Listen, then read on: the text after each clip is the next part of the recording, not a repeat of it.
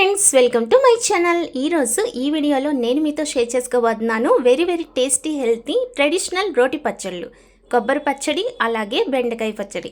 వీటి తయారీ కోసం ముందుగా బాండల్లో జీలకర్ర, మెంతులు, ఆవాలు అలాగే కొన్ని ధనియాలు కూడా వేసేసుకొని వేపుకోవాలి.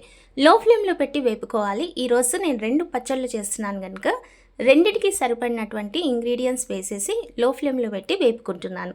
మనకి ఆవాలు చిట్పట్ అని పేలుతాయి అన్నమాట.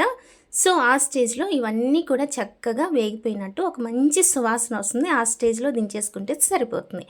ఈ పచ్చడి కోసం 1 డ్రాప్ ఆయిల్ కూడా మనకు అవసరమే లేదు. టేస్ట్ అయితే మన అమ్మమ్మలు నానమ్మలు చేసేటువంటి రోటి పచ్చడిలాగే ఉంటుంది. తప్పకుండా ట్రై చేసేసేయండి. ఈ విధంగా మనకి ఆవాల చిట్పట్ అన్న తర్వాత వీటిని దించేసుకొని పచ్చిమిర్చి, ఎండుమిరపకాయలు 2 పచ్చళ్ళకి సరిపడినంత నేను వేసేసుకున్నాను.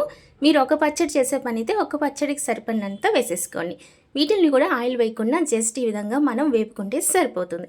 పచ్చిమిర్చి మరీ అంత వేగాల్సిన అవసరం లేదు. ఎండుమిరపకాయలు వేగిన తర్వాత పచ్చిమిర్చి ఎంత వేగుంటే అంత తీసేసుకుందాం. ఆ ఫ్లేవర్ చాలా బాగుంటుందన్నమాట. ఇప్పుడు ఆయిల్ లేకుండా జస్ట్ టమోటాలు వేసేసి వేపేస్తున్నాను. టమాటోలతో పాటు బెండకాయలు కూడా వెంటనే వేసేస్తానమాట. అప్పుడు టమోటాల్లో ఉన్నటువంటి జ్యూస్తో బెండకాయలు కూడా వేగిపోతాయి. మనకి మామూలుగా బెండకాయలు వేపేటప్పుడు జిగడ వస్తూ ఉంటుంది. బట్ ఇలా చేయడం వల్ల అసలు జిగడ కూడా రాదనమాట. చాలా బాగా బెండకాయలు మనకి కుక్ అయిపోతాయి. అంతే, మనం దించేసుకుని ఒక ప్లేట్లో పెట్టుకొని తగినంత చింతపండు అలాగే తెల్లగడ్డలు, వీలైతే రాళ్ళుప్పు వేసుకోవడానికి ట్రై చేయండి. ఇప్పుడైతే కొబ్బరి పచ్చడి కోసం టమోటాలు వేసి జస్ట్ ఒక 2-3 మినిట్స్ వేగిన తర్వాత కొబ్బరి వేసేద్దాం. బెండకాయ పచ్చడి కోసం అయితే టమోటాలతో పాటే బెండకాయల్ని వేసేయచ్చు. కొబ్బరి పచ్చడి కోసం జస్ట్ కొంచెం టమోటాలు వేగిన తర్వాత కొబ్బరి వేసేస్తే సరిపోతుంది. సో ఈ విధంగా అన్నిటినీ ఫ్రై చేసుకొని పక్కన పెట్టుకొని తగినంత చింతపండు ఇక్కడ ఏంటంటే ఈ పచ్చళ్ళల్లో చాలా తక్కువ వేసుకుంటే సరిపోతుందండి. ఎక్కువ చింతపండు, ఎక్కువ ఉప్పు వేయాల్సిన అవసరమే లేదు.